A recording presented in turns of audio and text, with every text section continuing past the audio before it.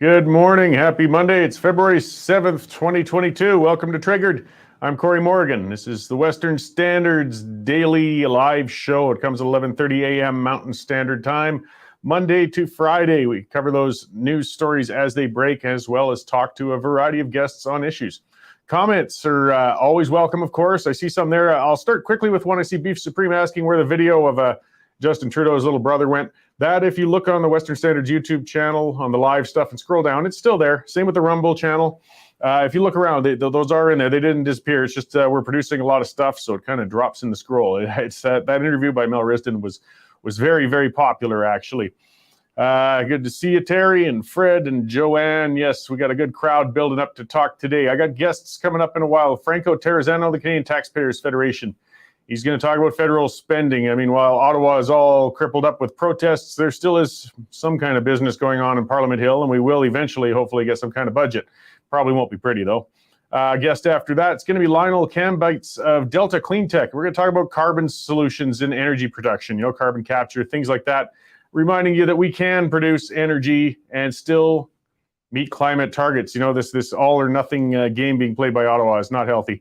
James Finkbeiner, for those who have been tuning in, he's still down in Kootsay, Elmar from Thunder Bay, and he's going to be giving us updates on what's happening down there. It's still ongoing, it's still changing, and things are going all over the place. Bill 11, I'll talk about that another time. Perhaps there's just so much to cover in the news this week.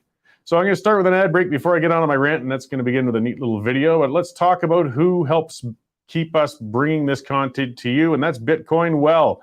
They're the fastest and safest way to buy Bitcoin. They're non-custodial. They'll send your purchased Bitcoin directly to you. I mean, most online exchanges don't do that.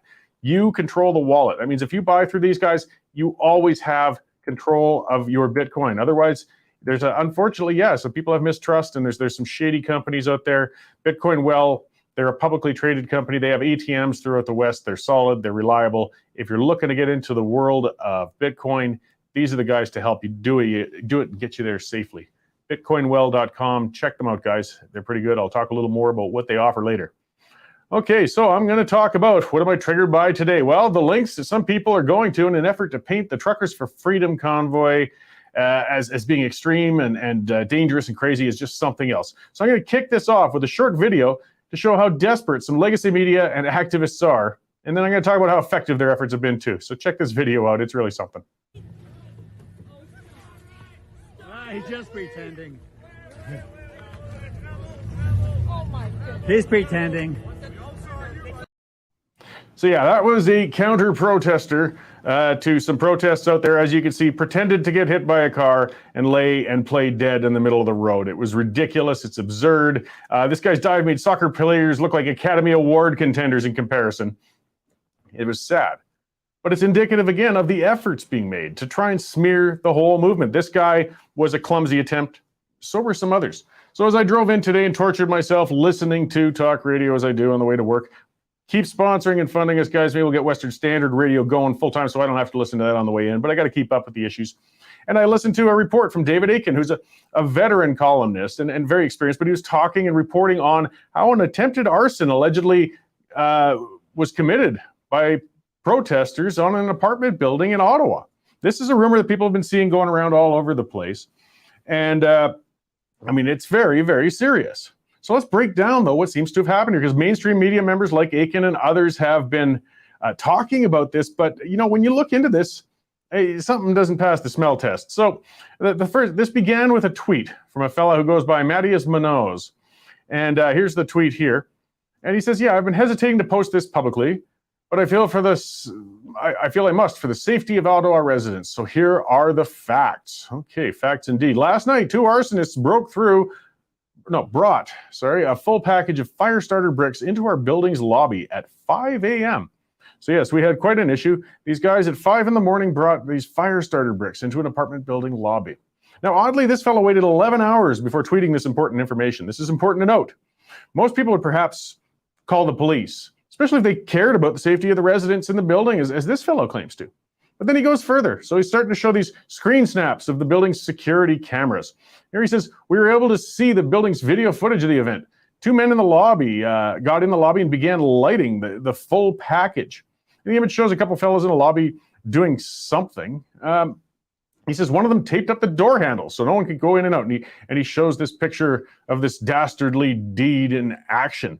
And this next tweet gets really interesting. This is one of the parts where his story really starts to stink a bit. So as the fire was being lit, and you can see the picture there, those who are watching, those who are listening, I'll describe it. There's a tenant walked by and nervously asked who they were.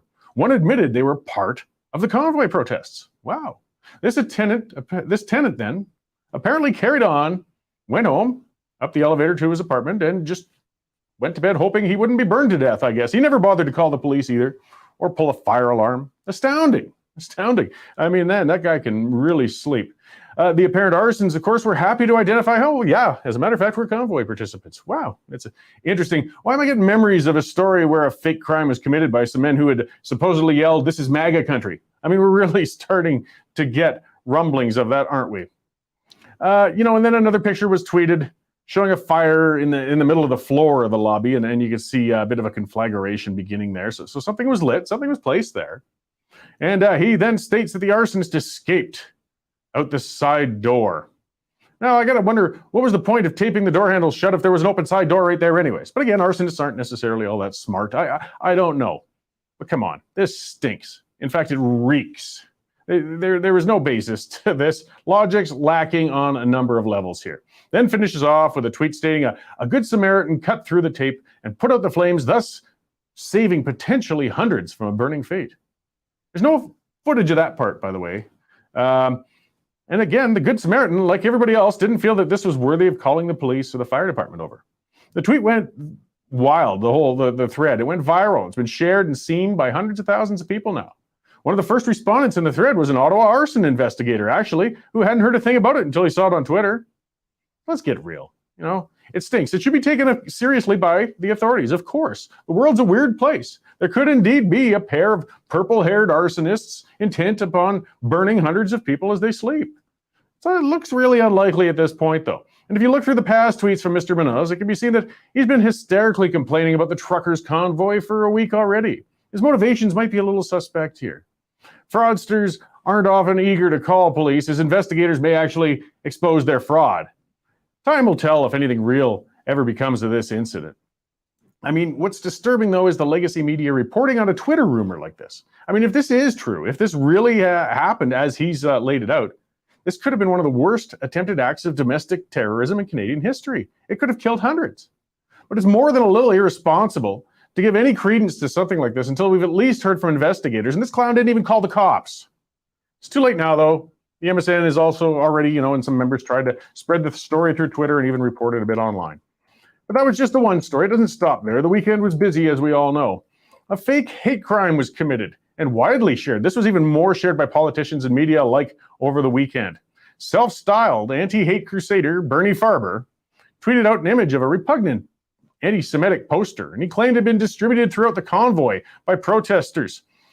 Farber has been a media go-to person to interview as they try to portray the motivations of the convoy protesters as being hate-based for quite some time. He's the anti-hate crusader in Canada. I mean, some of the people he goes after are nasty, odious, hateful people. But this image spread like wildfire as enraged politicos, activists, and media alike decried this terrible poster that the convoyers were spreading around. At least that is, until they found out the image was actually from a Florida event a couple of weeks ago, as you can see from this tweet from Jonathan K. Then the media and company went silent, of course. But the damage was already done. All it took was a reverse image search in order to find out that this poster didn't come from the convoy at all. But the opponents of the protest were too zealous in their desire to paint this protest as extreme to take that few minutes to do something about it. And I'll give credit where it's due. Jonathan Kay has been holding the members' feet to the fire over this and calling them out. If you're on Twitter, check him out, at John K, Jonkay, and look at his threads, because he called out the media members and retweeted them over and over, and politicians, because they shared this baloney story of hatred being spread at the convoy. And Kay is an established journalist. He's the son of Barbara Kay, actually, who contributes columns to the Western Standard here. He is rather Jewish as well, so I doubt he would want to discredit any real acts of anti-Semitism. But the fake news just keeps pouring out from the legacy media on the convoy protests. We're doing our best here to at least counter it. So we're watching for that report this garbage when it comes up, because come on, there's a lot happening and we need to get the real facts out there. I mean, things are getting tense out there, but let's base our actions on reality. And fake reports of extremism and hatred being spread and potentially fake arsons is not helping. That's making people afraid. It's irresponsible, it's dangerous, and it has to stop. Now I'm going to talk to a responsible news writer, Dave Naylor, our news editor here at the Western Standard, to check in on other news as it's going. How's it going, Dave? Good, Cory. How was your weekend? It was pretty good. I went to a protest in Calgary. It was actually a good one for a change. Got some rest, shoveled the walk, cleaned the chicken coop, all that good stuff. Yeah, our columnist Mike Thomas wrote about the weekend one, said it was a huge family affair. Mm-hmm. Yeah, it was. There were dogs and kids, and there were even people selling like eggs and pickles there, all sorts of things. You would think you were at a local fair rather than a protest, except there were thousands of people and lots of Canadian flags. Awesome. Well, it's all truckers all the time for the newsroom this morning, as it has been all weekend. Holy cow. Let's move on from the weekend. You can go back and look at all the copy there if you like. But just today, Ottawa police have held a press conference where their chief has said they are relentlessly, quote unquote, going to go after trucker money. You remember on Friday, Cory, that the GoFundMe was frozen at $9 million after Ottawa police went to them and said, please stop. So the GoFundMe froze it. But of course, truckers started fundraising, or people wanting to help them started fundraising on other websites, and they've raised millions and millions of dollars already. So the Ottawa police chief is vowing to go relentlessly after their money there. Some Liberal cabinet ministers are holding a press conference as we speak. The public service minister has admitted, or not admitted, but has said 275 more RCMP officers are being dispatched to Ottawa. The Ottawa police chief says they're on the breaking point there, with officers working 2 weeks straight of 12 hours a day in minus 20 temperatures. The truckers themselves held a press conference last night, basically saying we will endure, we will never leave until a result has been met. So our reporter Eva's got that story up on the site already. And the Justice Centre has fired a warning shot at Ottawa police. On Sunday, the police said they were going to arrest anybody that tries to bring supplies or gasoline to the convoy. JCCF lawyers have sent a letter to Ottawa police saying they will be the ones breaking the law and warn them against doing it. Other stuff for people not interested in truckers. Are you still interested in COVID?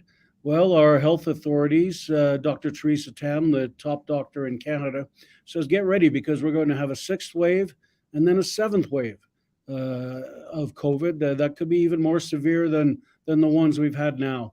And she's urging those who aren't vaccinated to go out and get vaccinated. So it doesn't look like we're going to be out of the COVID bubble anytime soon.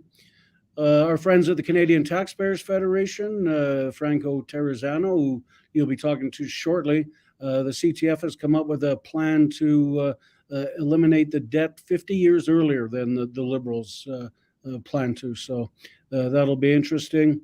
And speaking of the mainstream media, the Toronto Star, Canada's largest newspaper, is pleading for more taxpayers' cash. They'd already took about $60 million, I think, last year, and they're pleading for even more. So there you go, Cory. Do you think we should send them some help or what?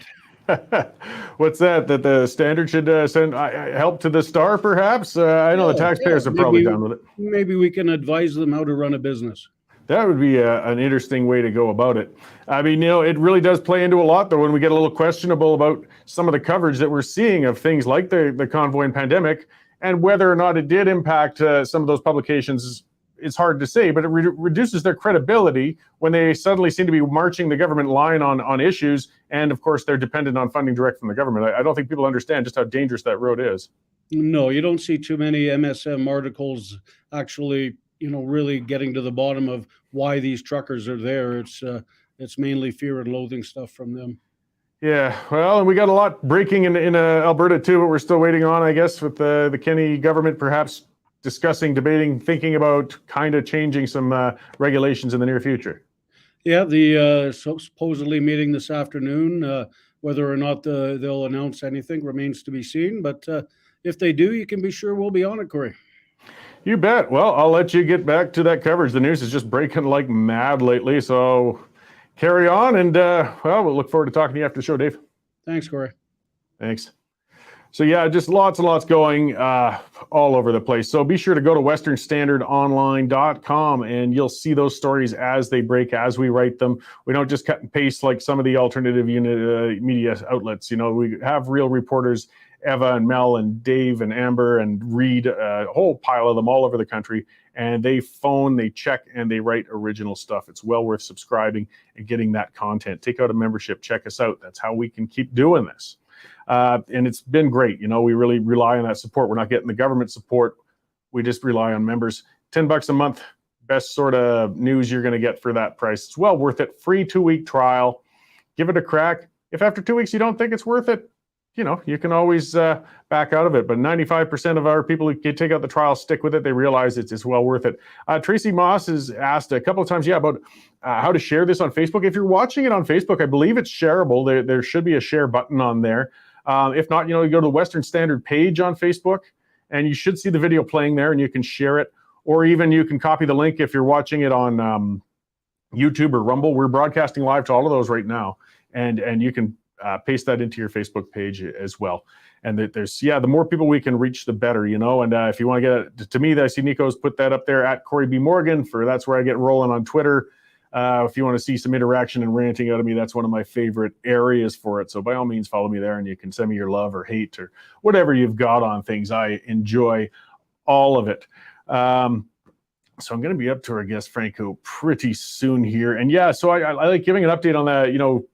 I don't have the link handy right now, but the fundraising, it's been interesting too with the battles against the convoy, and they thought they'd scored this fantastic victory, and they shut down the GoFundMe page, and this is going to stop them. This is going to hold them up. Well, it just sprouted up into a new one that raised, I believe at this point, over $5 million in 3 days once the exchange is taken into account.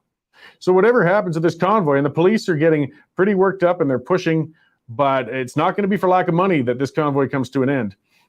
And it's quite obviously broadly supported by a lot of people. They don't want to let this go. Again, this is absolutely no discourse, no effort whatsoever on the part of the government to talk to the protesters. This is dangerous, it's terrible, and it's going to lead to a bad end.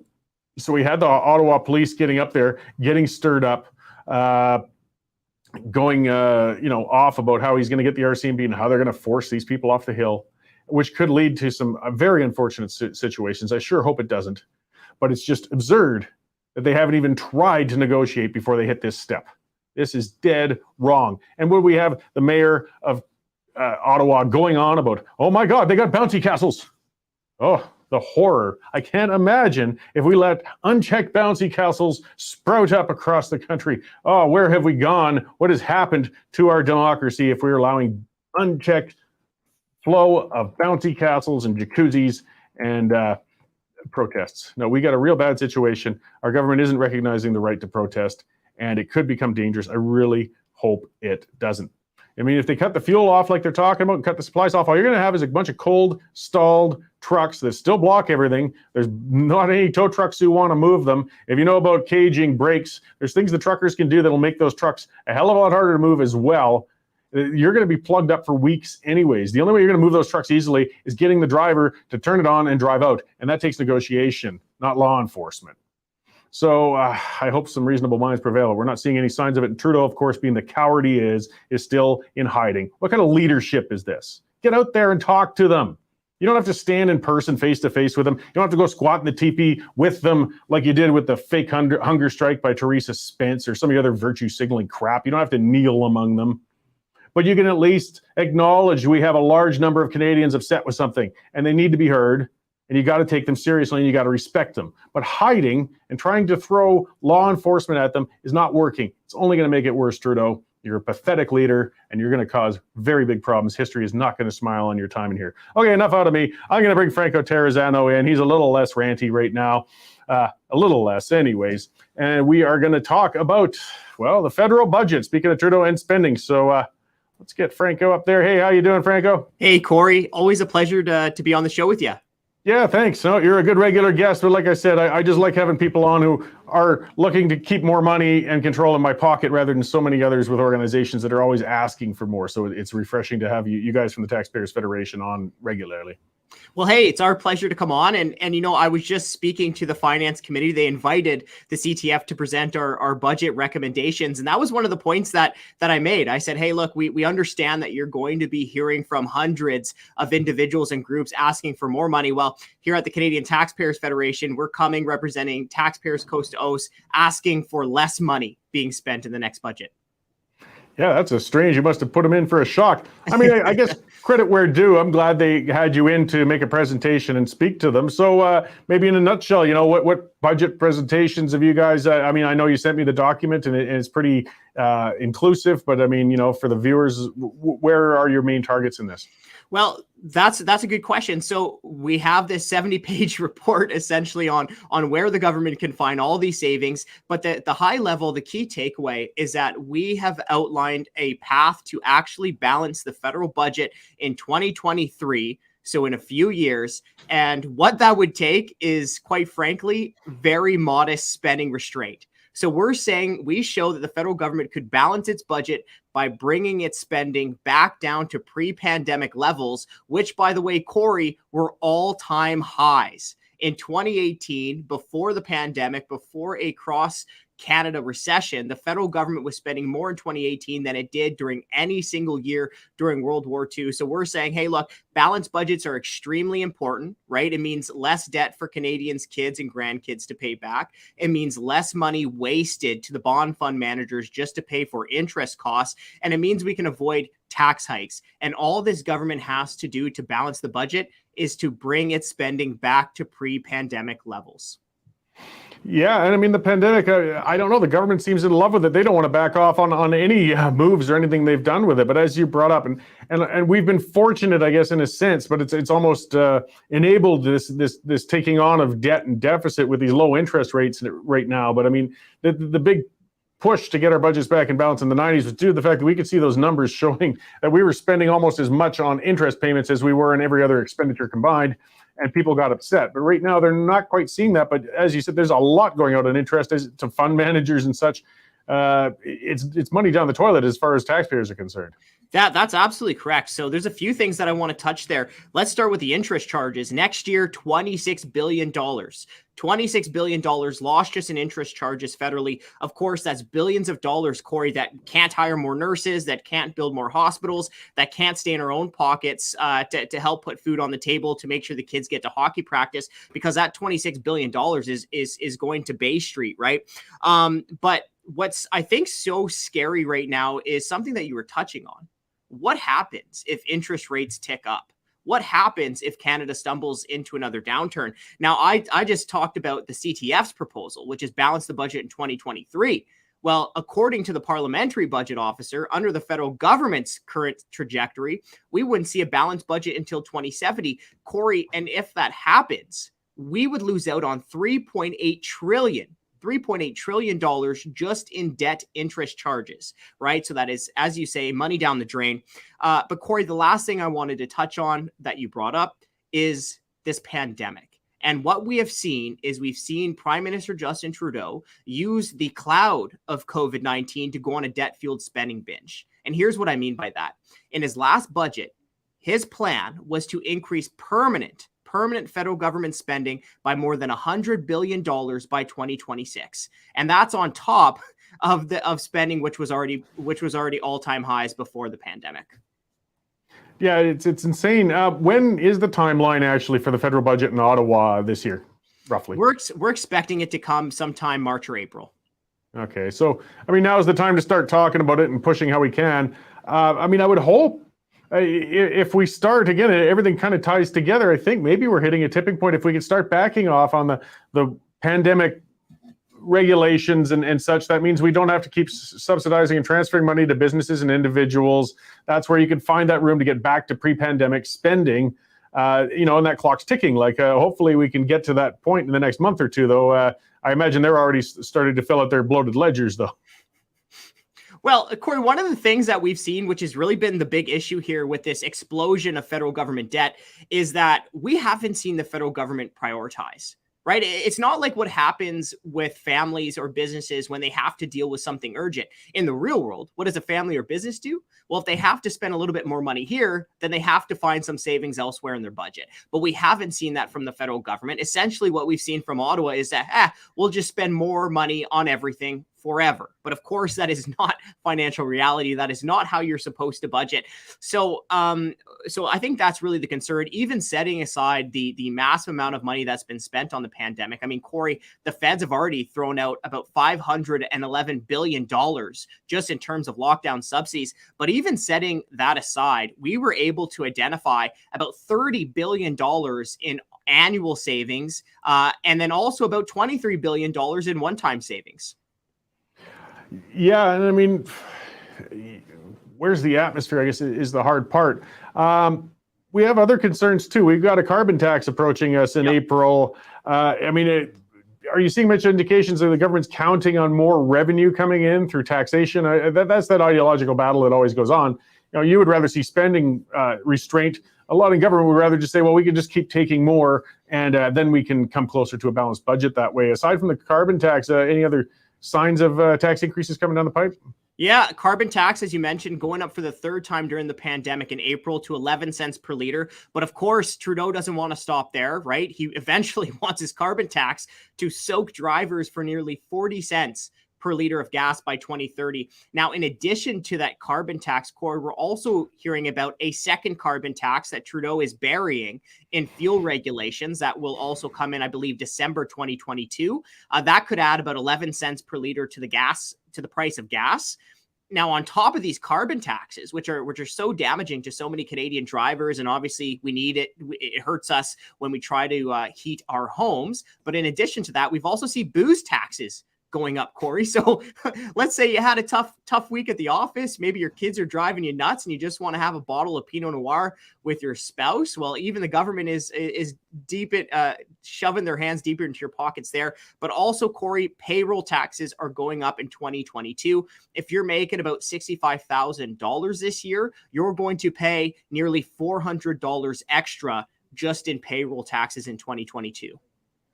Yeah, and then those taxes often have something of a matching scheme, so that's going to come out of the businesses that pay those as well, I imagine. So again, we just keep beating down on enterprise. I mean, these are the people that are driving our country right now, or should be, and they just don't seem to understand. If you increase a great amount of the expenses for a business, they're going to lay people off, or they're going to raise prices, or both. Let's talk about those raising prices, because it fits into what you were talking about before. Like, where is the political environment here? Well, one of the key issues facing Canadian families right now is inflation, right? You go to the fuel pump, you fuel up, then you got to check your bank account to make sure you can afford that family value pack of ground beef at the grocery store. I mean, people are getting absolutely soaked here. And there's two ways that our federal government is making these tough times tougher. Number one is the tax hikes, right? We've already talked about that. We've seen politicians in other countries, South Korea, Spain, France, many American states are reducing taxes while Ottawa is increasing taxes. That's not a winning formula for us Canadians. But also, we have to talk about the printing press. The Bank of Canada has created $370 billion plus. Franco, your sound is kind of breaking a little. Is your mic getting a little loose on the plug-in there, perhaps? Or Let me check. Okay, how does this sound? Are we good? Good, yeah. Just had a little of that crackling. Sounds like a loose. I do it all the time. Oh no. Okay, so read that last sentence again. I think you had me ranting. Yeah, on that's the Bank fine. of Canada, didn't you? Yeah. So $370 billion printed out of thin air. So here is really the inflation problem: is that you have this government who is printing dollars out of thin air. But obviously, a government can't just go around printing homes and printing farmland out of thin air, right? So you have the classic problem where you've got too many dollars chasing too few goods. And here's how our politicians are really driving up the cost of living in Canada. Yeah, well, and another area, we talked about that the last time I had you on, but it still just keeps coming up. And I wouldn't be shocked to see them start sliding towards it. Of course, is the home equity tax. They keep floating. I talked to Chris about that the other week, but I mean, it still keeps looming in the background. And it shows some of the bizarre economic thinking of some people who advise government, though, when they say, if we can raise taxes on houses, we'll somehow bring down the price of them. What the heck is that? What, is this going to be the first tax hike in history that actually lowers prices? Like, come on, right? I mean, what does a carbon tax do? It increases the price of fuel. What does a sales tax do? It means every time you go to the till, you got to pay a little bit extra. So that's exactly what this home tax would do as well. And Cory, even the report authors who are recommending this new type of home tax, even they acknowledge 50 pages into their own report that a home tax would, surprise, be tacked on to the listing price. But Cory, a home equity tax is something that we're very worried about. You have these politicians in Ottawa that are essentially tripping over themselves, trying to figure out how they're going to pay their massive debts. And here's how a home equity tax would impact someone. Let's say your parents or grandparents bought their home in Toronto for about $250,000 in 1980. Well, if they wanted to sell their home today, let's say $1.2 million, their home equity tax bill would cost them between $51,000 all the way up to $190,000. So a home equity tax would be taking tens of thousands of dollars from our parents and from our grandparents who need that money to help fund their retirement years. And that's just outright robbery. It really is, you know. And some of the tone, I brought that up too because I read that report. The politics, I mean, there's a lot of politics packed into it. Well, such is life, you know, but the politics of envy, they were calling it a windfall. They were calling it a lottery win. They talked about people building equity while they laid around on the couch and watched TV. That's the tone of a report for a government report. I mean, that doesn't sound like somebody with an economics basis. It sounds more like an envy basis. And that's not what I want a foreign policy based on. Well, isn't that the truth, hey? And I think it just boils my blood. It probably makes you so upset, but you know, I think about someone who's like my mom, right? She raised me. She raised my younger brother and sister. I mean, at many times she was a single mom raising my younger brother and sister. Now she finally has her own home in Southern Alberta. And it just absolutely drives me up the wall to think that you have these bureaucrats funding research that would go after hardworking Canadians like my mom, like many Canadians, like their parents, like their grandparents. It absolutely just boils my blood.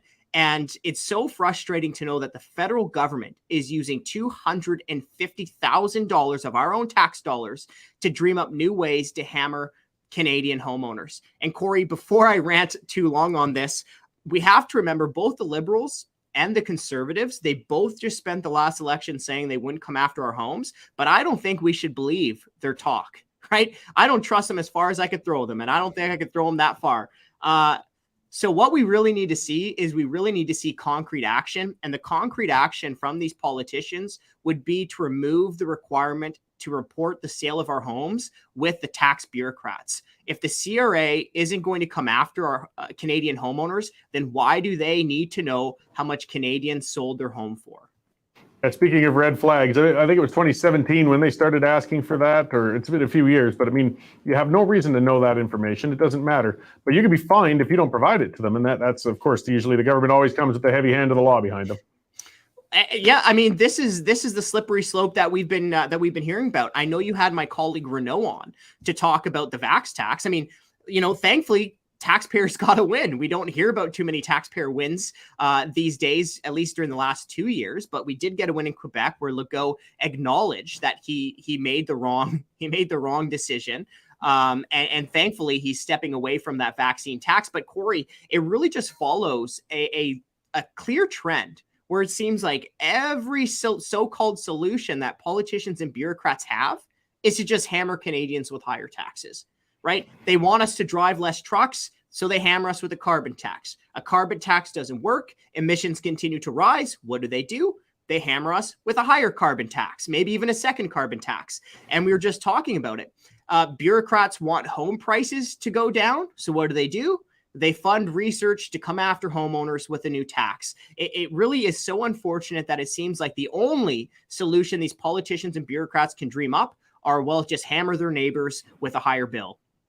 Yeah, they really need a bigger toolbox to deal with challenges out there. And again, it was good pointing out, though. See, they will and they can back down at times. And we saw it in Quebec, and this can happen federally. I mean, it's up to us. It's up to organizations like you guys. We got to keep nagging them, though. I mean, if they can get away with it, they will. So where can we find information about what you're up to and read that whole report if people want to and such? Well, please, hey, follow us on Facebook, Twitter, Facebook, taxpayer.com. But that's also our website too. So just type in taxpayer.com. You can go sign some petitions. That would be fantastic. But also check out our newsroom. And that's where the report is. Great. Well, thanks for coming on to talk to me today, Franco. And thanks for keeping on the case of the government. Hopefully we can drive a little bit of reason into them anyways. I mean, it's never enough, but you've got to do what we can. Hey, man, it's always a pleasure. Thanks for having me on. Right on. Thanks. We'll talk soon. So yes, that was Franco Terrazzano of the Canadian Taxpayers Federation. And yeah, they're a great group. I mean, as I said, there's so few. Every group has their own cause and things. And typically, though, they're asking for more and more. And the Taxpayers Federation is asking, as far as taxes go and government size, for less and less, which is what we really need. So that's why I like having them on. They, as he said, he's almost that lone voice at budget deliberations trying to say, please spend less, you know. And we're in such a insane time between the pandemic and now the convoy protests and everything else going on. It's so easy to forget that our government is spending like mad and we are going to be in debt for generations over this. We have to keep them in check. Phone your MLAs, phone your MPs, all of them. Every level of government's doing this. Us, on the other hand, as I pointed out before, we are not funded by taxpayers whatsoever. We rely on you guys and your memberships and on our sponsors. So I'm going to speak to our next sponsor here, speaking of rights, and that's the Canada Shooting Sports Association. These guys have been sponsoring us for some time. Their name kind of says it all with them. They're a shooting sports association for firearm owners, whether you're a target shooter, a collector, a hunter, any of those things. They have all sorts of resources on their website, you know, as an association would, for whether it's different forums or YouTube videos on safe use of firearms, legal use of firearms. That's what we want. Nobody's pushing unsafe use of firearms. Though, again, the opponents to Canadians having the ability to use and enjoy firearms try to almost always paint legal firearm owners as criminals. So these guys are pushing back on your behalf because we know the Liberals, this government is always trying to take them away, and they've got more acts and orders in council coming. They're constantly illegalizing more firearms, trying to seize more firearms. The Canada Shooting Sports Association has multiple court challenges out, legal challenges on behalf of firearm owners. They're helping push back. It's like I was talking with Franco, or it's like I talked about with the truckers. We need to stand up for ourselves or the government will walk all over us. So check these guys out. Canada Shooting Sports Association. Their website is cssa-cila.org. Take out a membership with them. Help them so they can help you, so you can continue to legally and safely enjoy firearms as you should be able to, or choose not to. You know, there's you know, I'm so off of the sponsor thing. I mean, that's what I get with these politics. Even if you aren't into firearms, can you not at least appreciate the right of somebody else to go out and enjoy them? There's so much of that goes on. You know, whether it's the vaccinations too. I've chosen to get vaccinated, but I absolutely stand up for the right of somebody to choose not to. Why are we always worried about what the other person does? I can enjoy and support different things while enjoying and supporting the right of other people to do different things as well. But we're in this black and white world where it's divided and has to be all one way or all the other. And what a tense, stressful, nasty atmosphere we're starting to get into through that. And it's not just firearms, you know, it's not just a pandemic. It's a general attitude of selfishness, I think, you know. Individual rights, guys, individual rights. As long as you are allowed as an individual to do what you like, don't worry about what the other person does. And the other person is worried about me, hey, piss off. I'm doing what I do. As long as it's not harming you, go away. But we've got this intrusive set of people, this attitude that we can't tolerate other people's doing things. I had a tweet that went out, went kind of viral, I don't know, 13, 14,000 likes or something. I throw my tweets out on a whim. I threw it out last night, but just pointing out, I said to those people who are in favor of lockdowns, you seem to forget that, you know, even once all the restrictions are gone, there's nothing stopping you from cowering and hiding in your house from there on in. It's just true. You don't need the lockdowns. You can hide. You can be paranoid. You can stay there. Nothing's stopping you. So leave us alone. Let us go and get out there and live our lives. We need to be able to. And, you know, in light of that sponsorship, I should point out, we have other spaces, you know, some plugging for ourselves while we're at it. You know, we're looking for new sponsors. If you got a product or a service, you want to promote an event coming up, you think the Western Standard and their audience might be the ones you want to reach out to, hey, send me a note, cmorgan@westernstandardonline.com, and let's talk. Maybe our show will be a good fit for helping promote your product or service. And these are the things that help keep us going, along with memberships and subscribers and things such as that. So where are we now? Let's see what we've got going on. Oh yeah, the Olympics. Everybody, have ever in your life, you ever gone and seen such an undercovered Olympics? Boy, I forget that they're even happening. You know, speaking of Twitter, once in a while I see the odd tweet, or if I'm going through TV channels at home at night and I see Olympic coverage here, and oh yeah, those are happening. But what a sad state. What something that used to be actually such an exciting and fun event to watch and cheer on your country and your teams and such. I've mentioned it on here before. You know, in younger days, I used to be a ski jumper. I wasn't Olympic material by any means, but I really enjoyed it. I grew up in Banff, and that was the aspiration. That was the goal. That's the apex. So for any serious competitor, whether we were racing or ski jumping or any of those freestyle, you wanted to make it to the Olympics. And it inspired you. You know, Olympic medalists or even participants were heroes to the young athletes back then. And I mean, there was always corruption issues. That's been happening since the beginning of the last century. But it's just gotten so bad. It's turned into such a political quagmire and mess that they're an embarrassment. And now, yeah, in Beijing, you got these empty audiences due to COVID, and plus a communist government running the darn thing.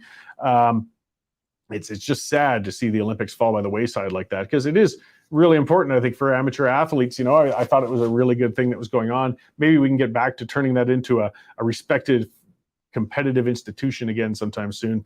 Well, it won't happen soon, but sometime eventually. And right now it's just a loss. Other news, getting to where change is happening. Pierre Poilievre has entered the CPC race for the leadership, the Conservative Party of Canada. I think that was kind of the biggest, not exactly a bombshell. Everybody sort of expected that to happen.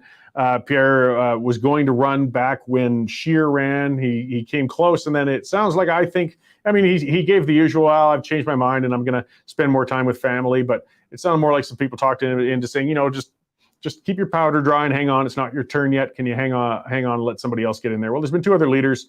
He's ready to roll. He's come right out of the gates on the weekend. He's running for the leadership. He's definitely the front runner already. And I'm watching the mainstream media already attacking him. They are just on him. Of course, they're going to paint him as extreme. They're going to paint him as a radical. And it's just old and tired. One thing, Poilievre, no matter what you might think of him, because he does irritate some people. I like him, but he gets on some people's nerves. But he's smart, man. He's quick. And I mean, if you watch him at press conferences, you watch him in the parliament, that guy can think on his feet, and he has a razor wit. And of course, I love that. I just almost hope that Justin Trudeau does run in the next election as leader again, because just to see Poilievre versus Trudeau in a debate, he would just be shredded. Trudeau would just be cut to pieces. But again, that's just the first one out of the gates. The race for the lead of the Conservative leadership of the Conservative Party of Canada is just beginning. That somebody else could come out of the woodworks and beat him. There's a number of names there. Candice Bergen is now out since she's decided she will be the interim leader for the time being. Everybody really liked her, but that shows, okay, I'm not going for the big job. I don't know what else we've got out there. There's a lot of names that pop up, but I don't know if any stand out quite like Pierre. But it's going to be an interesting race. I hope they do it fast, though.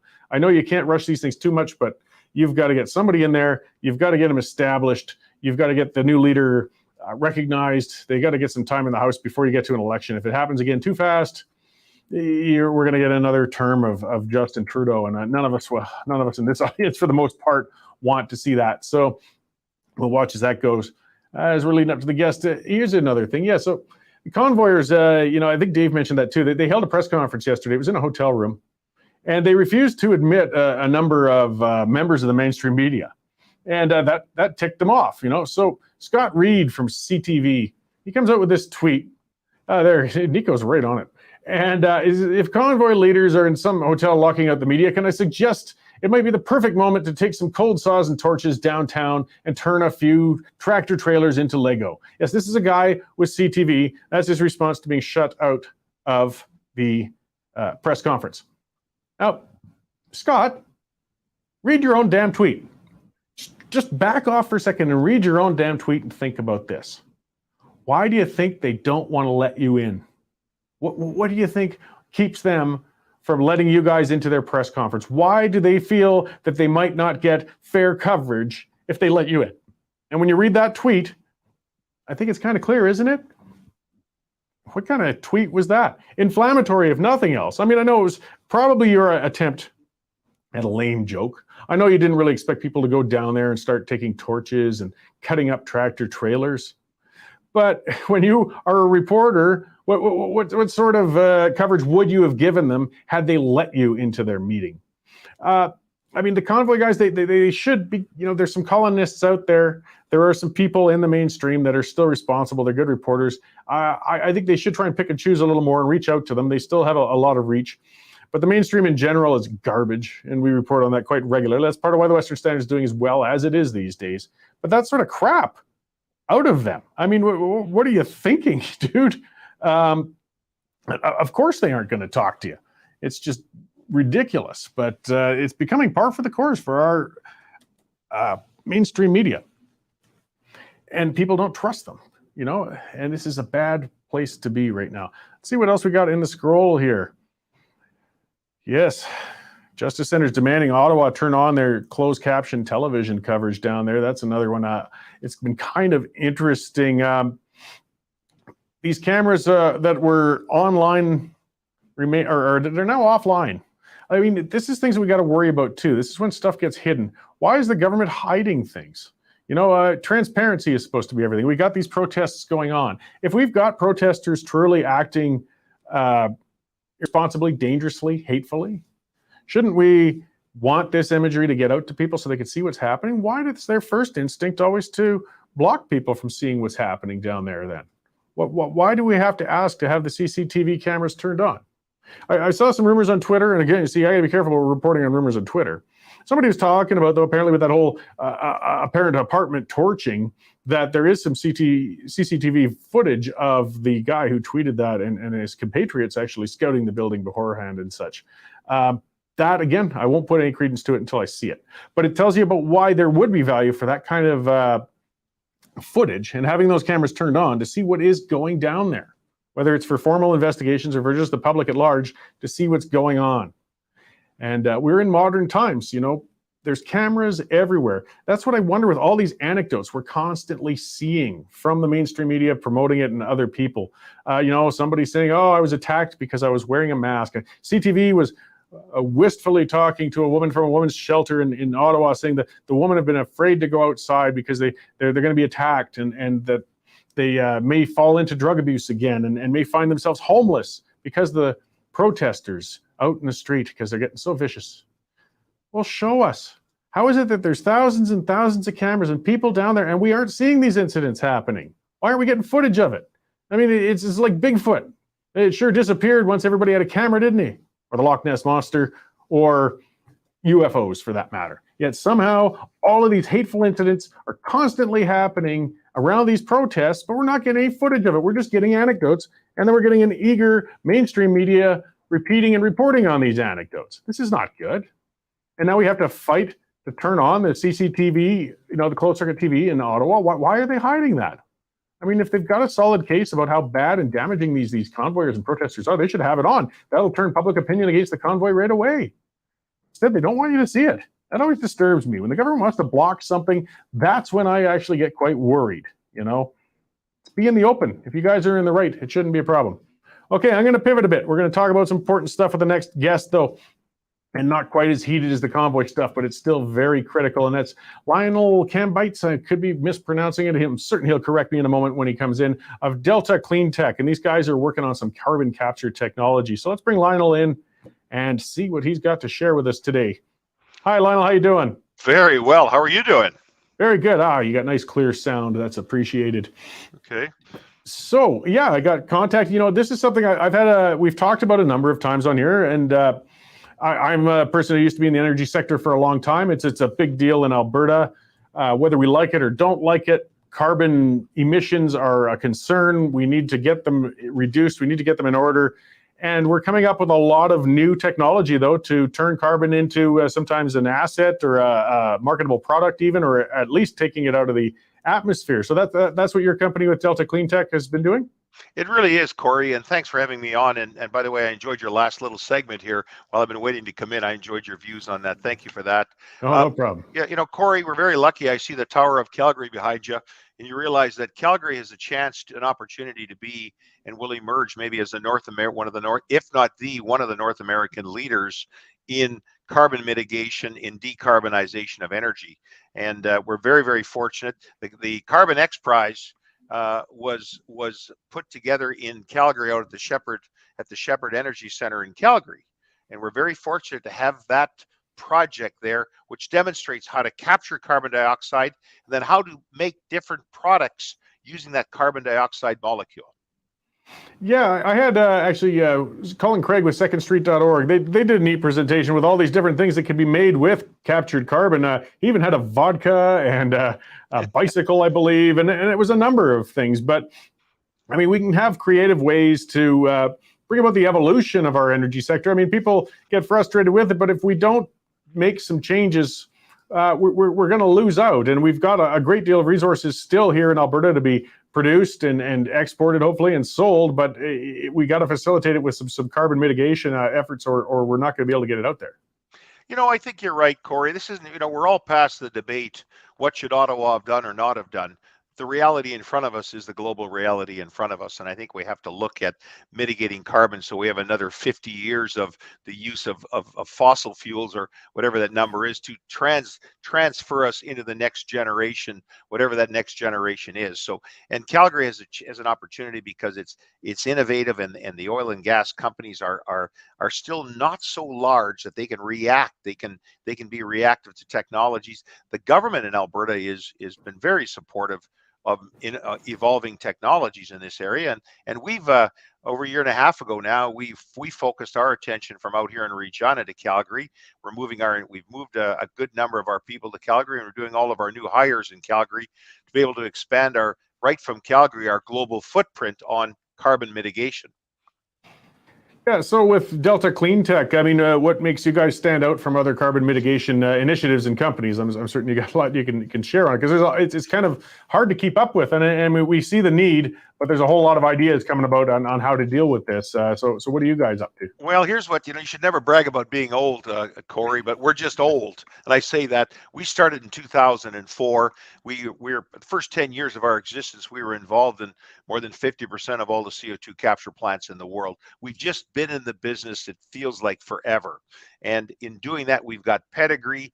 And what's happened now in front of us is so fast. It's so fast that companies need robust and proven solutions, not science experiments. We're putting big money in the ground. This has to work and be proven. So what really we have going for us is a great pedigree. We were selected in Calgary by the group at the Shepherd Energy Center to be the CO2 capture technology provider there, and we did. We built a CO2 capture plant there. We've captured carbon dioxide, and we're the folks that are giving all that CO2 to all those unique people, those unique needs out there in Calgary. So we have pedigree, we have history, we're shovel ready, and our solutions are very, very cost effective. Right, so for example, I'm guessing the Shepherd plant you're speaking of, that's a natural gas-fired electrical generation plant, and it powers most of the city out here. With the captured carbon, as you said, you're reutilizing it elsewhere. We know it can be used in greenhouses, and as I said, some small niche things, creative things like vodkas and such. It's just fun to see people getting creative with it. But where predominantly then is this capture going at this time? Well, you're right about this, Cory. These are emerging technologies. You have to build an awful lot of vodka and an awful lot of concrete and an awful lot of carbon nanotubes to use the kind of CO2 that we need. Initially, to transition the capture of CO2, that last photograph of yours puts it right. We have to utilize that. We have to sequester that CO2 downhole in ground in sequestration, or we have to use that carbon dioxide for enhanced oil recovery, whereby the oil is removed from the reservoir and then the CO2 could reside possibly in the reservoir. So those are the two areas that will take the large quantities of CO2 that we're going to be capturing.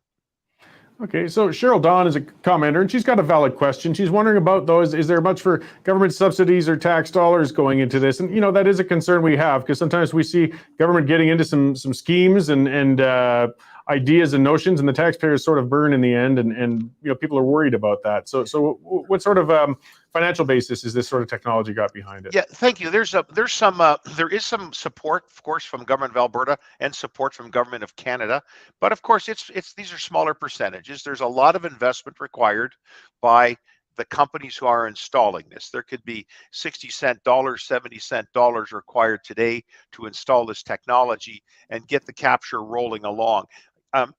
Capital Power made a great announcement about a month ago that they were putting in a small CO2 capture facility, and they're going to be utilizing some of the CO2 molecules to build carbon nanotubes. So a lot of the big companies are putting up their first smaller plants. If they like them, then they'll move forward and put up larger plants, Cory.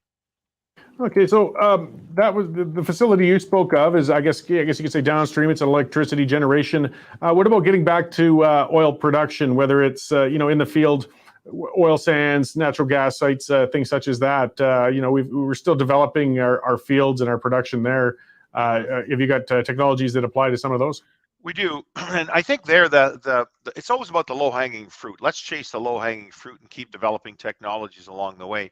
Within the energy production, the actual E&P sector, my thoughts are that the incineration and mitigation of methane emissions is by far the most significant thing that could be done. 18% of all the CO2 emissions from the energy business, 18% of those greenhouse gas emissions, CO2 equivalent, come from methane that has not been properly incinerated, or it's been allowed to escape. So one of the first things we can do is put a very, very a tight opportunity on capturing all this methane that is leaking out of the energy patch and making sure that gets properly incinerated or burned. Yeah, and I guess we've always been better at capturing. I mean, you don't see flares like you saw back in the early 90s when I was in the oil field. I mean, I remember driving outside of Grand Prairie at night, and you just see almost like Christmas lights all over the hills from all the flare stacks at all of those well sites. Is that, I mean, a lot of that was sour gas as well, but was some of that the methane they were trying to burn off as well? It truly is.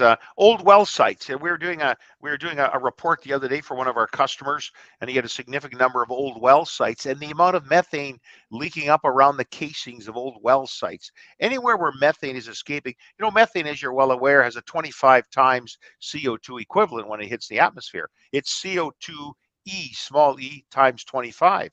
So there's a 25 times equivalent with methane going into the atmosphere. So the small amount of methane leaking out of old wells, that sort of thing, these are the things that we can manage now. That's the low-hanging fruit. And the other thing, Cory, to be really most effective, you not only flare methane, that you can have more sophisticated flaring units that really incinerate it. They actually destroy all the potential greenhouse gas damaging emissions that could occur. So I think we should chase methane immediately and get a full handle on that back in the oil patch that you were asking about. Okay, so your business, or at least in your research then, is most definitely focused on capturing of gases, whether it's methane or CO2 that previously would be released into the atmosphere, which again, I know there's a lot of debate and discourse, but the reality is we're getting nailed with carbon taxes. Until we could change some governments, that's going to happen.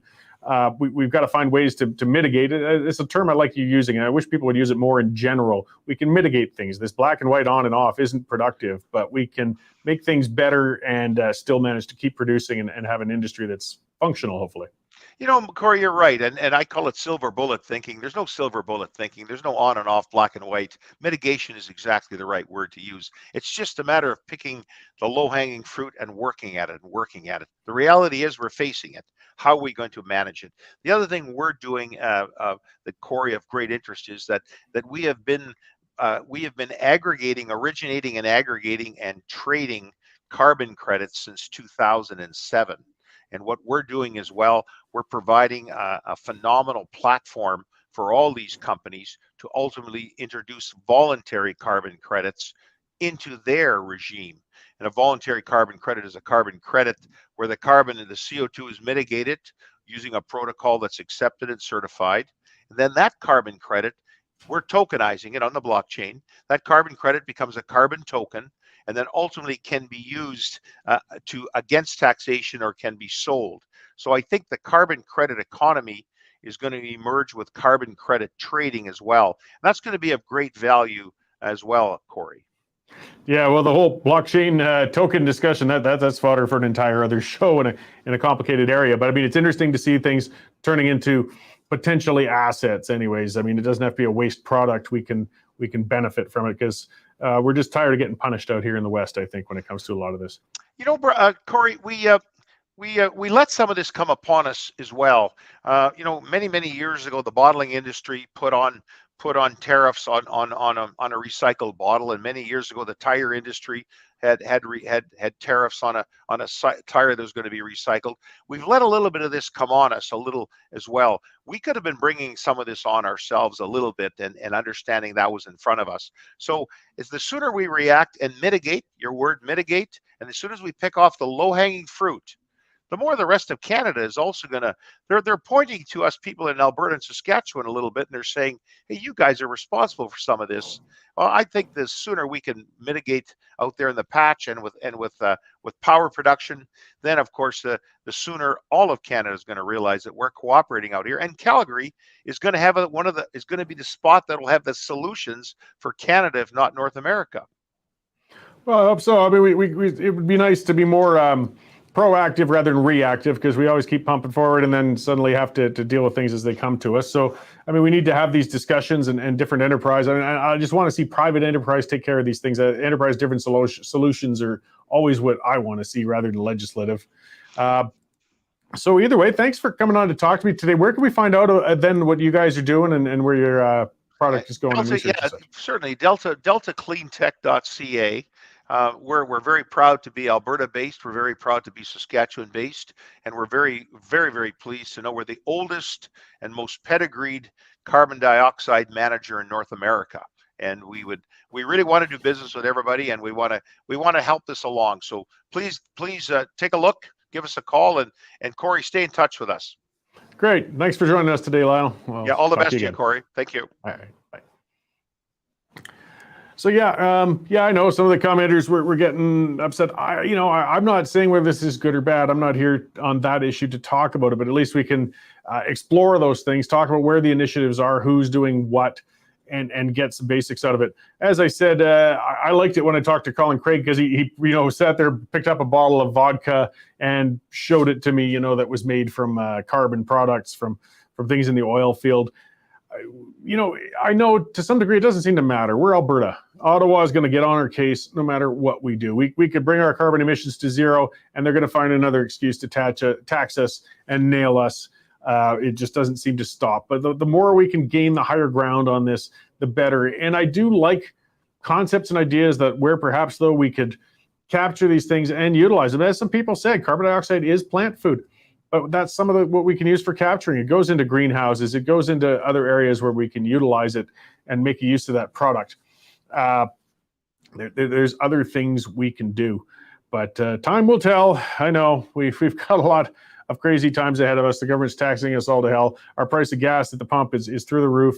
And, we in the West get painted as evil for daring to produce the thing that's driving all these vehicles that's now being seized in Ottawa as people try to bring it out to the convoyers at these sites there.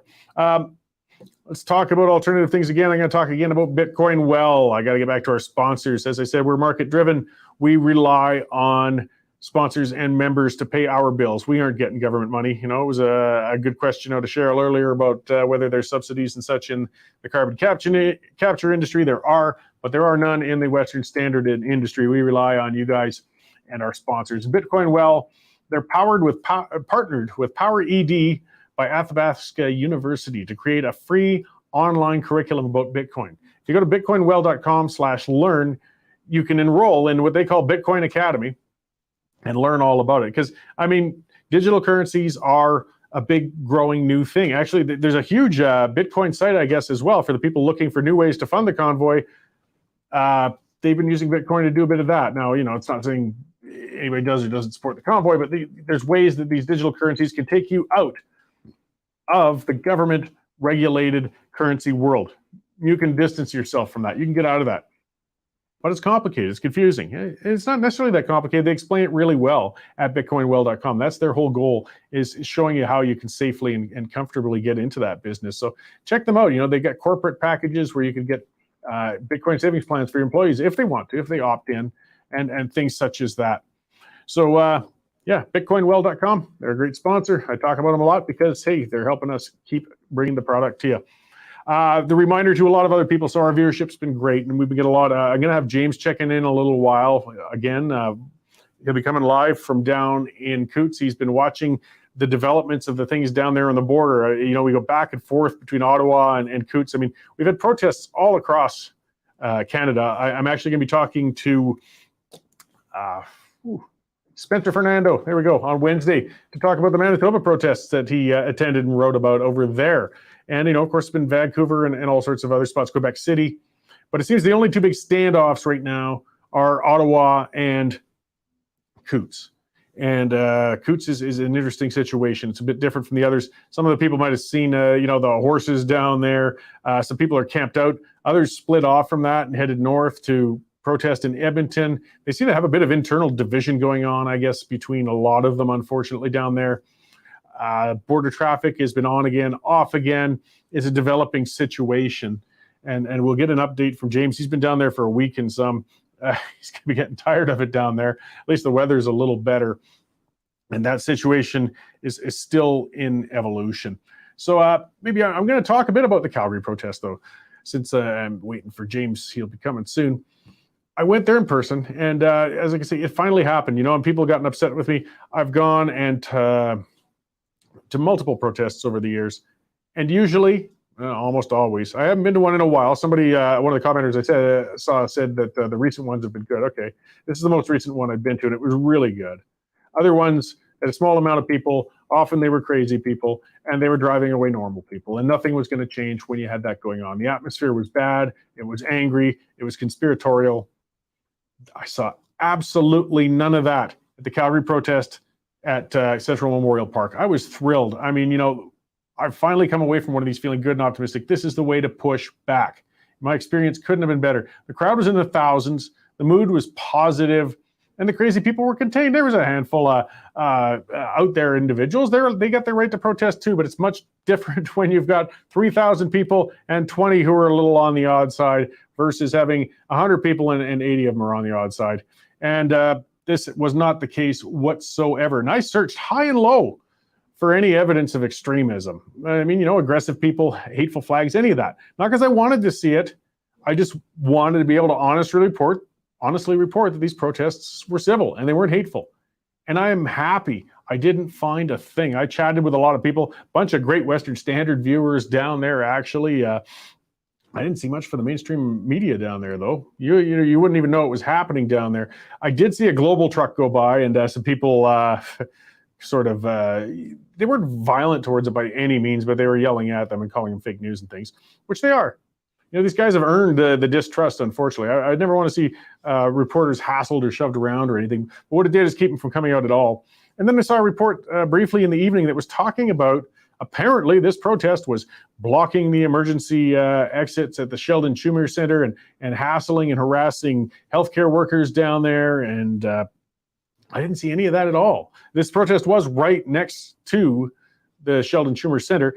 I'm just going to guess that, you know, after the protest, there was about an hour and there were speakers and so on. And I didn't stay for the whole walk, but they did a walk that was going to go all the way down, for people who don't know, but at 12th Avenue for a ways. And then they were going to go down to 17th and they were going to come back. You know, a few thousand people walking in a big circle for about an hour.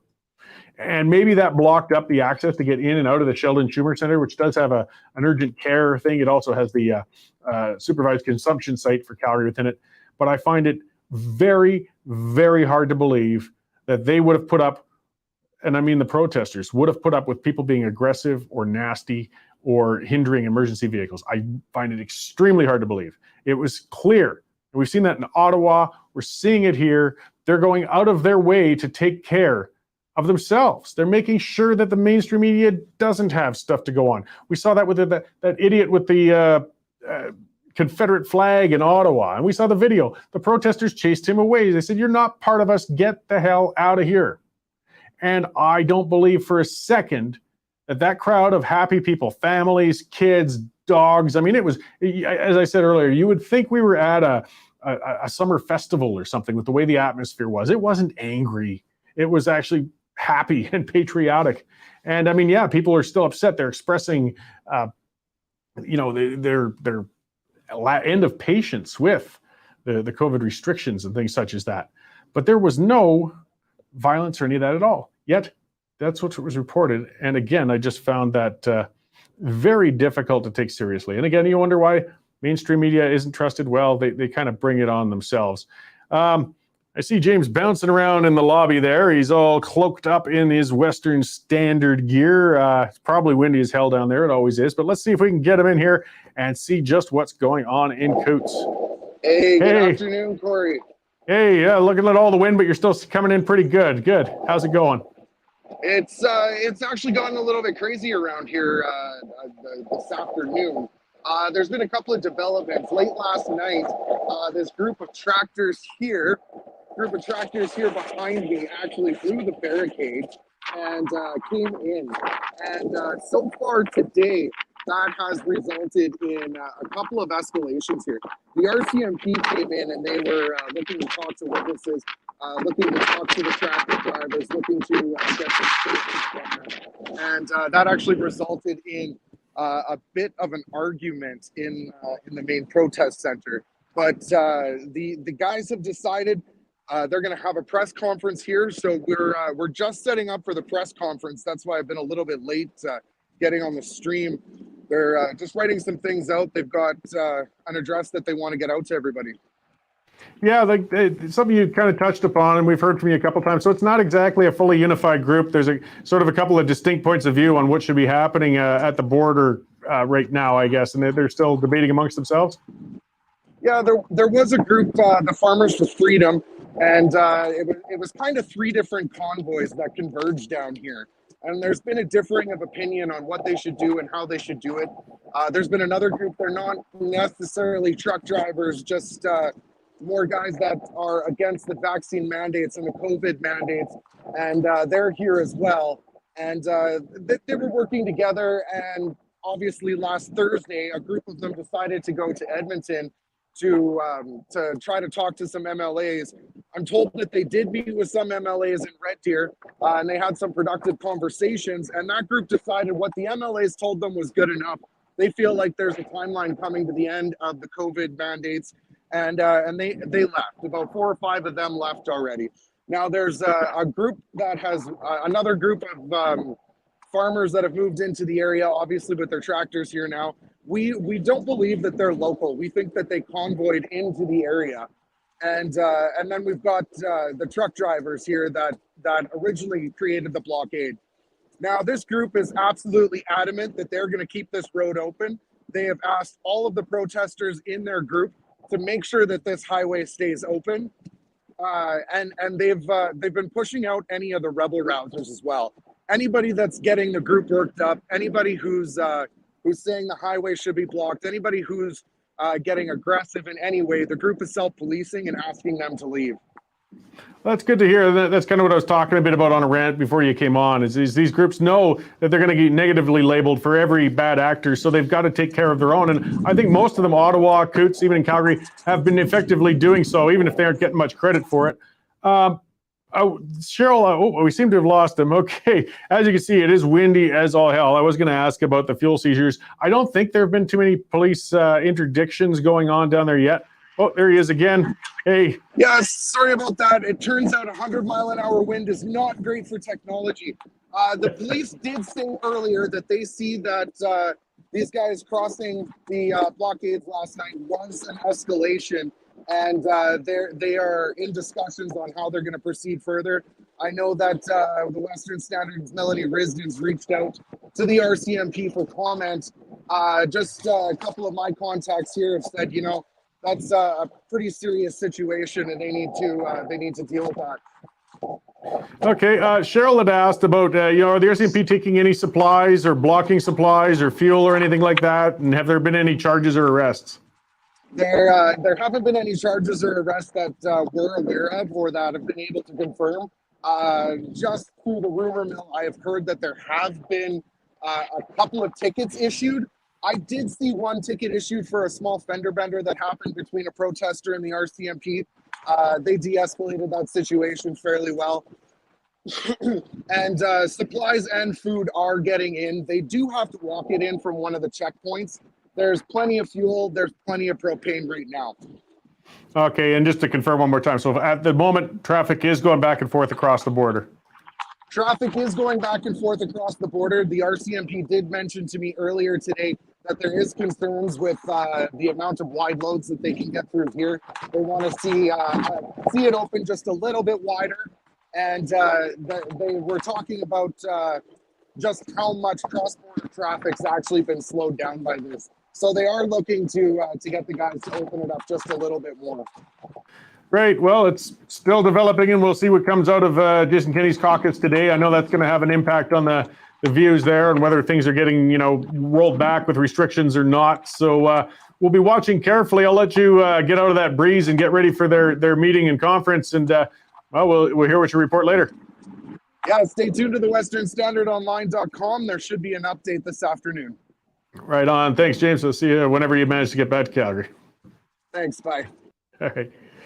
So yeah, for those who haven't been to Southern Alberta, that wind never stops down there. If anything's testing all of them, James, or the people camped out there, it's an unpleasant thing. It used to drive me bananas when I was a surveyor. You try and keep your transit level when that wind was howling at you out there, and it was almost impossible. I don't miss that part of working out in the field anymore.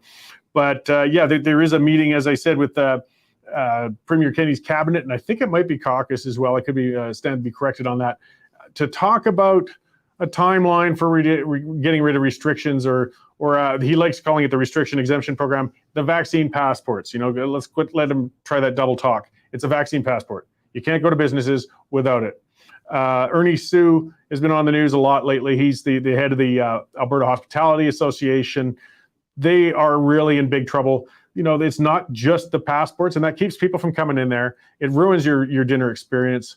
It's the masks. It's the early closures. I mean, if you're running a nightclub type of bar, you're relying on that last 3 hours of liquor sales. That's when your money comes in. That pays your lease. That's the big bucks. And it's not happening right now. I listen to some dingleberries now and then on the internet. Some of them kept going, what rights are being lost? What rights are being lost? Look, go to my show from last Friday, and I listed on a whole, I also wrote a column as much on westernstandardonline.com. There are all kinds of things being lost. And we know that. My listeners know that. My viewers know that. And I won't put up with that discussion saying, oh, just suck it up. No, we're crushing businesses. We're breaking up families. We're causing tension. People are substance abuse is through the roof. No, this is not a minor inconvenience. This is 2 years of government intervention in our lives. And we're now at a point where there's study after study showing it's making no difference in fatalities with the mortality of people with the COVID-19. And that's from Johns Hopkins University, even though people are questioning it. That's a big institution, guys. It's time to stop the restrictions. It's over. And now, unfortunately, the governments are almost on a point of pride. They don't want to look like they were pushed off of their positions by protesters, but too damn bad. You know what? This is one of the times I wouldn't mind if Trudeau just lied to us. I mean, we don't have to ask for it. It won't take long. Just lie. Drop the restrictions and lie and say it had nothing to do with the protests. Drop the restrictions and say you planned on doing it this week anyways, and the protests were irrelevant. I don't care. I don't care about the justification. Just do it. End it. Get it over with. We don't need them anymore. And it's causing a lot of problems. And these protests are only going to get bigger and bigger and bigger. And I mean, they don't seem to realize that. As I said, they were dancing a victory when the GoFundMe site got shut down last week on Friday. And look at that. It sprung up in another spot and raised even more, even faster. And it's hundreds of thousands of Canadians funding these things, not just the ones going out to the protests themselves. I mean, not everybody can. Not everybody has the ability to get out there. They got to work. They might not have the money to get out that way. But still, maybe they got a few bucks they can spare, and they're supporting these things. And they're showing up at protests all across the country. These aren't going away. So let's start getting realistic about this. And I know it's asking a lot. I mean, the Ottawa police are now getting into enforcement, and it's not going to be as easy as they're making out. They made these big inroads they're talking about last night, but I listened to the conference with the Ottawa police chief. They're exhausted. They've been working overtime. They're running out of energy on this. And I tell you what, all they're doing is inspiring more protesters to come out there and bring more fuel and make more blockages. And this is just going to keep spiraling.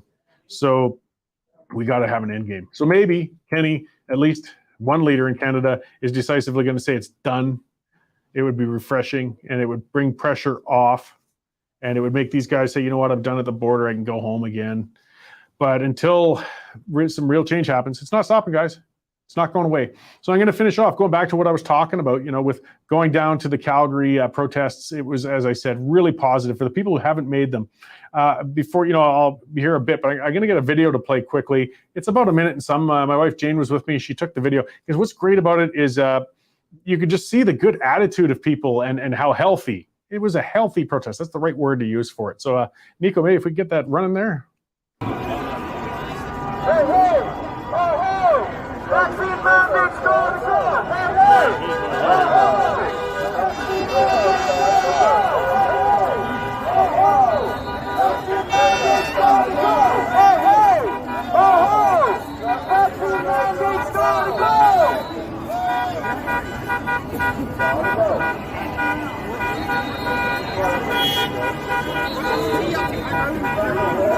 I called him fruit or something, and he never answered.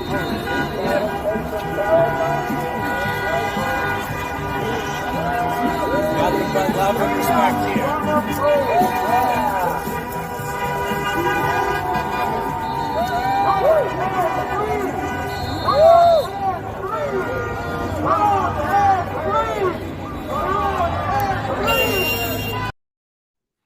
And I like that from that final fella. He was walking by, pulling the wagon, playing Tom Petty there. But I mean, as you said, nothing but love and respect there. And that's what it was. You saw the kids up waving, having fun. That was just over on the corner of the street, on the edge of the park.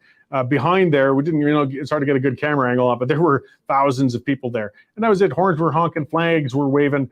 There was one of those bloody hey, hey, ho, ho chants. Man, I can't stand those, whether they're left, right, or center. They're tired and old. Come up with something more original, but all the same. These were people getting out. This is the stuff that as somebody else preferred to say, legacy media wants to claim as violent, wants to claim as out of control, wants to claim as hateful, wants to claim as angry. This is what they claimed were harassing the people at the Sheldon Schumer Center. I just don't believe that. I really don't. At worst, I could see some unintentional traffic congestion would have happened with that many people marching by at once. But as for purposeful hate, as James was saying, they're self-policing down on the Coots border. That crowd there, that happy crowd, they would not have put up for a second with some imbecile going and harassing healthcare workers as they went by the center. But this is the narrative we're getting. As Jade said, thank goodness for cameras these days. You're damn right. We can counter it. And that's what we're doing here at the Standard. That's what other, True North, Rebel, others, we don't have to rely on the mainstream media anymore. We can get out there in person and see, or other people will go and see on our behalf, and we'll share that video, we'll share those pictures, and we don't have to let them control the narrative anymore, and it's failing. And that's part of why the mainstream media is getting so vitriolic, because they know they're on the ropes. They know they've lost trust. They know people are sick to death of their crap. And they're coming to places like ours to get good, clean coverage. And yes, Nico's brought up the link, westernstandardonline.com/membership. Keep helping us, guys. We can get more reporters out there on the ground. We've got a number of them. We're growing. We're moving into a bigger studio. I'm really looking forward to that. It's pretty tight in here. westernstandardonline.com/membership. You will get the news stories as they break. And they're constantly breaking now. They're happening so fast. Plus, follow us on the rest of these social media channels. Follow us on Rumble, follow us on YouTube, follow us on Facebook, share it, get the word out there.